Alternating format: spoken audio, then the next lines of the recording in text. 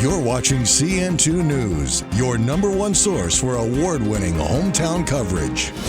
Welcome to this special edition of CN2 News. We are talking about the history of Fort Mill, and we're starting in a home you probably passed but have no idea it's hidden behind the woods here.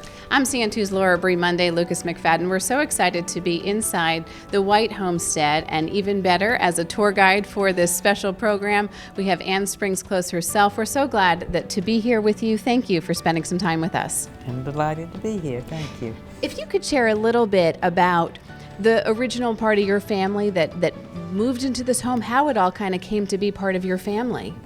Well, the land, originally my ancestors leased the land from the Indians. And then this gentleman in the portrait up above me in 1832 built this home here. And it was a very elegant home for the upcountry. You would see a house like this maybe in Charleston or down there, but for the upcountry at that time it was a very elegant home. And fortunately it has not been changed in any great way since it was built structurally. So it was eligible to be on the National Register of Historic Homes because of its architectural value, but also because of its historic value, because the Confederate cabinet met in the front yard out there under a cedar tree for its last full meeting. At that meeting, one of the secretaries resigned and went on his way by himself. So that was the last time the full Confederate cabinet met. So it qualified for historic reasons also. So this gentleman built the house in 1832. Talk about your family's legacy here. Well, this gentleman, William Elliott White, had I think 5 sons who all fought in the Confederate Army with Lee. 1 or 2 were killed, and one, Samuel Elliott, came home, and he was a son who lived in this house till about 1870 something, when he moved to town, downtown Fort Mill. So then it stood empty for a very long time and was very, very run down, and nothing, it was just a shell. When my father in 1920, when he got married, said he was going to fix it up and live in it, and he put in electricity and plumbing and some heating, so that he moved in here in 1921 after he was married.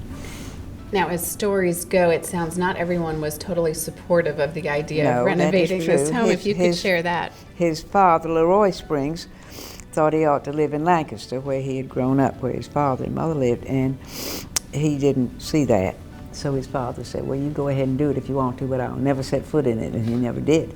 He would come to visit, and he would stay out in the driveway, and Daddy would stay in the house, and they would yell at each other. So my memory of him is a loud voice. That's all I remember. He was always shouting when I saw him, but he didn't approve, so he never came in. But Leroy Springs, was the son of Andrew Baxter White, and Andrew Baxter Springs, who lived up at Springfield. So the Springs married the White. Grace White was Samuel's only daughter. So she was an only child, and my father was an only child, and I'm an only child. So all those 2 plantations stayed intact. They didn't get divided up every generation. So my children all inherited it, about 6,000 acres, and that's why we have our wonderful greenway, because they agreed to put 2,000 acres of that in a perpetual greenway that will always be green. That's what I'm very happy about. Can you talk a little bit about the room we're in right now? Well, this was the front parlor, and when I was a little girl, it was painted kind of cream color with white woodwork. And that's the way things are done in Williamsburg. And my father in 1920 had gone to Williamsburg to see what colonial houses should look like, and that's what he came back with. And that fireplace was painted over white. All the mantelpieces were painted white when I was a little girl. But then in 1990, my children all decided it was time we had to rewire, and it was time to get some professional curators down here and see what it was really like in 1832. So they came in and scraped down paint. It was fascinating to watch what all they did. And they said, no, it was kind of it's a very pale French blue that changes color with the sunlight. It's a beautiful color. And so they discovered that. They also discovered that the fireplaces on the 8 fireplaces, because of course when it was built it was just fireplaces, it was the only heat they had. And all those fireplaces were marbleized. They're not real marble, but they look like it. And each one is a little different. The curators were amazing what they could discover, and they found each one was a little different. So we had to, when we did the restoration, they're all restored back like they were back then. And also the doors, well, they were painted white when I was little, but now they're back to what they were in 1832. They're they look like mahogany. They're not, but they're made to look, and we had to find artisans who could come in and do that. And all the floorboards are marbleized. So all upstairs and downstairs. It was a lot of work to get it back to the original, so we're very pleased with the results of it. And when you're in here, you really can get a sense a little bit of what life was like. I imagine the men were in the parlor over here playing cards, the ladies in here. Are those memories that you have still? Well, I don't, that was, I would say, probably for my time. Yeah, we'll take it. When I was little, it was during the Depression. And one of my memories is people walking up that long walk. That's the front door out there. And people walking up that long walk to ask my daddy for a job. That's my memories of childhood. He was running the mills in 1931, and it was very hard times back then. So there wasn't a whole lot of that sitting around the parlor. Right. In my day. If the but walls I'm sure could talk, it was before though. then. Yeah, before then. I do remember my great-grandmother's sister was still alive when I was a little girl, and she lived in Concord. She would drive down here in her Packard. She had an American flag on this fender and a Confederate flag on this fender. And in those days, you know, it was okay. She was, because all her brothers had been in the war, so it was a little different back then. Right, and you have 8 children, and after this break, we'd love to get into a little bit more about your family and maybe how the home is used today. Okay, that would great. be fine. Welcome back to this special edition of CN2 News. I'm Laura Bree Monday. And I'm Lucas McFadden here at the White Homestead in historic Fort Mill. We are so excited to be here. We are now in the dining room, a place that I'm sure your parents dined. I'm not sure Thanksgiving this year was done in this space, but talk about this room a little bit if you would. Well, when I was a child, my mother and father ate here every night, and he sat at one end and she sat at the other, and the butler and the maid would serve them, and she dressed for dinner every night. This is not the way we live. This Thanksgiving, just recently, I had most of my children, I think 7 of them were here, and their children and grandchildren. And we had, in this room, we had, I think, 20. We had 12 at the table and then 2 other tables. And then we had 12 more in the side porch, and then we had about 30 more on tables in the 2 parlors. So, well, from feeding family members to feeding U.S. presidents, talk about the presidents that have stopped by here and stayed here. Well, we've had 2. Of course, Jefferson Davis was there when the Confederate cabinet met here, and he was here. And in 1994, fortunately after the Restoration, President Clinton had told the Arkansas basketball team, if they got in the finals, the final 2, he would come to the game, because it was in Charlotte that year. So they, sure enough, they got in, and he came and stayed here for that. So he didn't arrive here till after the game, which fortunately they won. And he arrived about midnight, and I told him, I said, "We welcome, you're our second president." And he said, "Oh," and I said, "Yes, Jefferson Davis preceded you." So he liked that. He's a good Southerner, he liked that. But he was charming, but it was totally amazing what it takes to move a president around. The telephone company put in 29 phone lines to this house. The Secret Service stayed down at my little house, 5 of them, and they each had their separate phone line. 8 children, and then take us from there. 28 grandchildren, and about to be 20 great-grandchildren. 4 generations. When you think about those children still running around this house today and enjoying this space, talk about what that experience is like for you. Well, I guess it always makes me think about how different it was for them than when I grew up. Like I would say, what I remember is the Depression, and it was so different then. And they live such very different lives, and I think they will have no conception of what life was like 2 or 3 generations ago. What was it like as a kid, though, living here? As a child, I was raised by a German governess in a nursery back in the back. When my father moved in, he had to add a kitchen, because of course the old houses, the kitchens were separate buildings, so the house when he started didn't have a kitchen. So he added a kitchen and 3 rooms back there. We call that the old wing. And I lived back there with my brother and my German governess, and we ate our meals back there, and she pretty much took care of us, but we would come in every night and say goodnight to my mother and father at each end of the table. And I didn't have the sense of history back then, that it was so historic as it now. See, this was 1930 I'm talking about, and it didn't seem that historic then. The sense of history has come mostly, I guess, since the Restoration, because now it looks like it did then, and so then you get the sense of history more than I did as a child. As a child, I walked to school every day. We were about a mile. If you lived within a mile of the school, you got there on your own, which meant walking. Very few people had cars that went to school. If you lived beyond a mile, you got to ride the bus. And we were right on the line, but we walked. You were walking. That German governess, believe me, we walked. And all the schools I went to are gone. They've been, and when I went to school, I tell this to school children, there was one school in Fort Mill. There were only 11 grades, no kindergarten, no 12th grade, 11 grades, and they were all in one building together. And the thing I remember, I guess, most about what later came to be Carruthers Elementary, was a soup kitchen. And this again is depression. There was a soup kitchen there, and all the children, they didn't do it you didn't have to apply with a lot of red tape stuff. They weighed you, and if you were underweight a certain amount, you were eligible to go to the soup kitchen, because so many children were undernourished.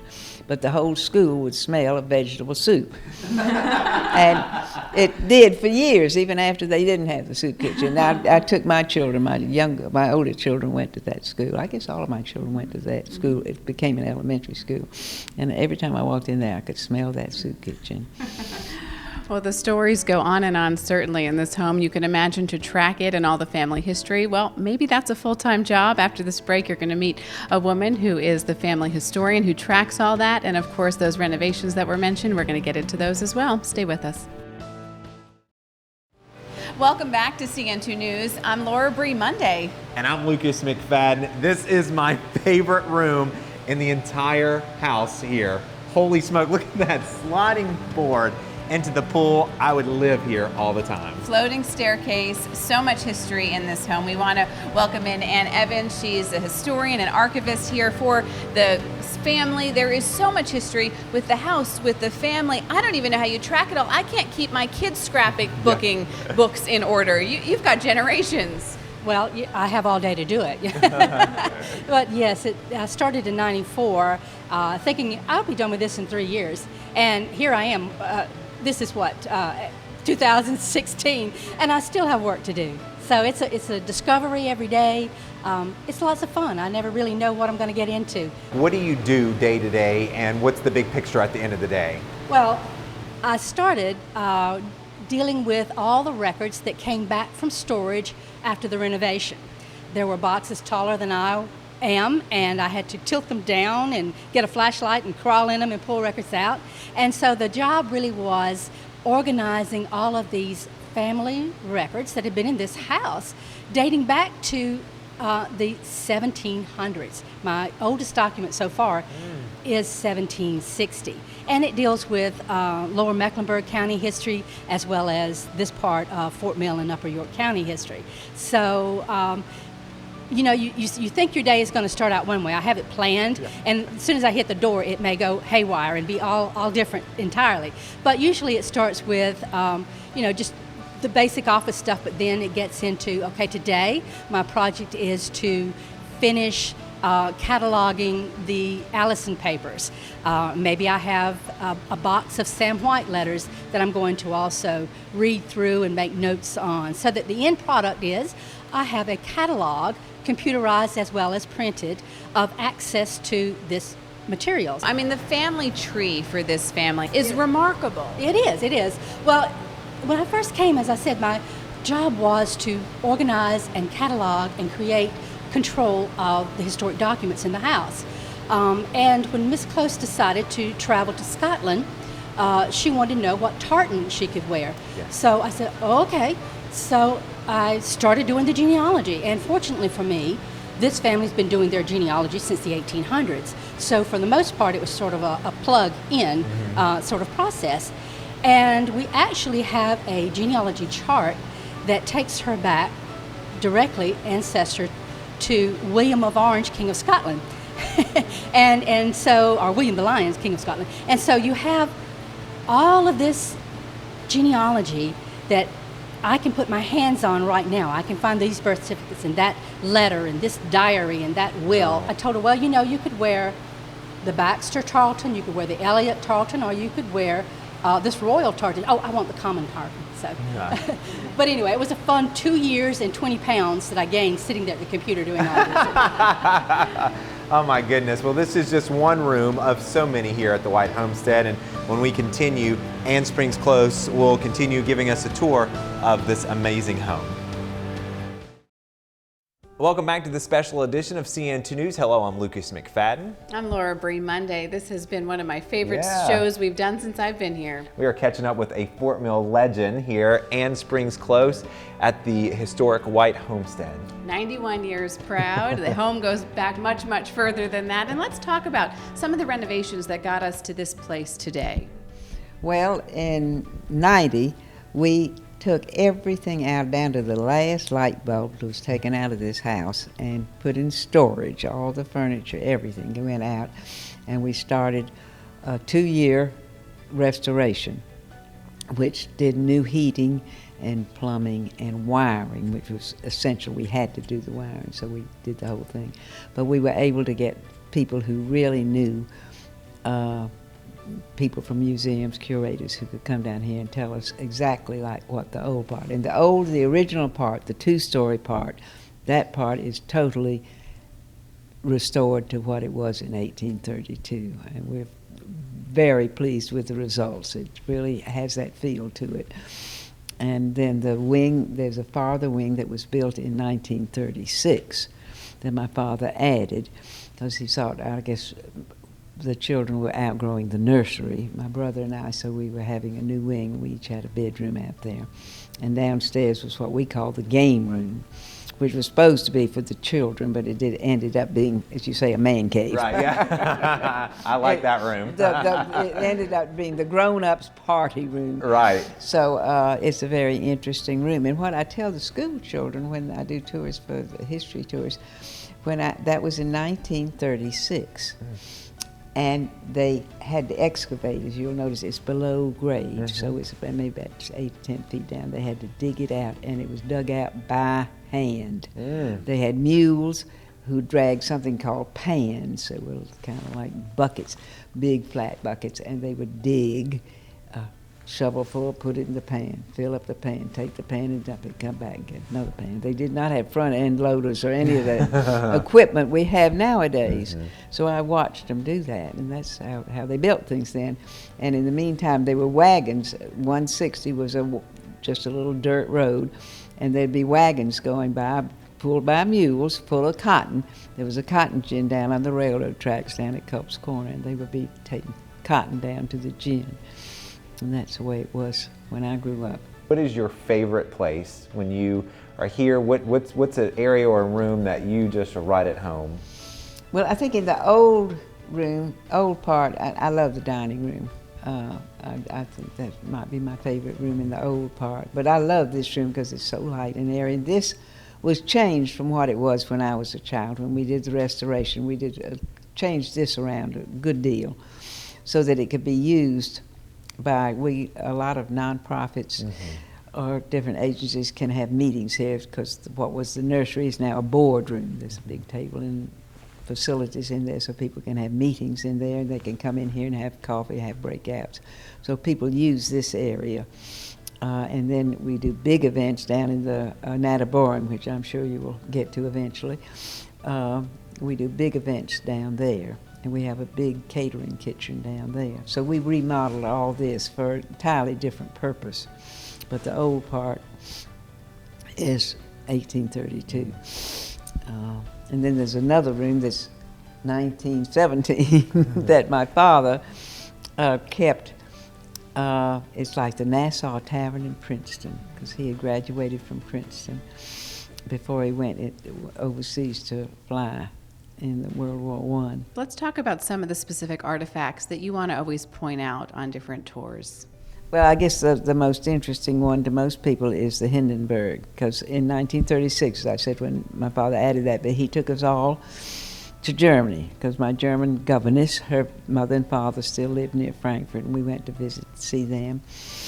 And my father, of course, he didn't stay all summer. He came home on the Hindenburg, and he sent my mother a telegram, said, "It's perfectly safe, bring the children."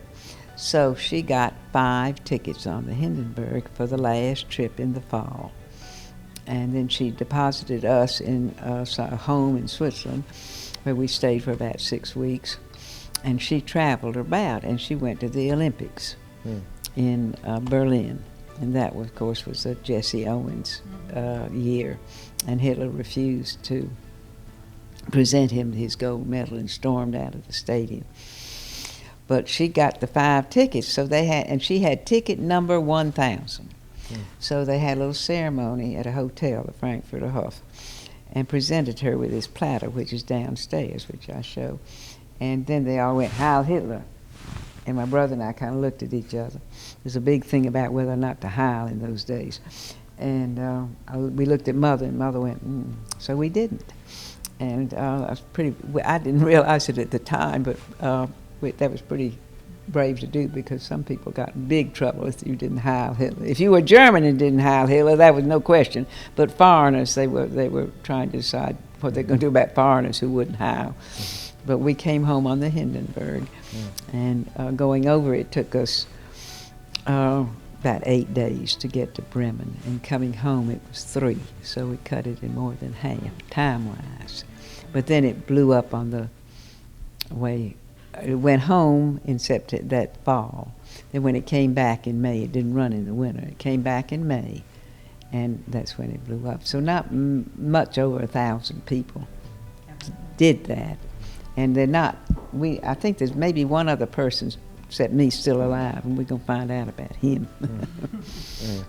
Ms. Close, a fascinating look at your life, the homes, and the rich history we have here in Fort Mill and the rest of York County. We certainly appreciate it.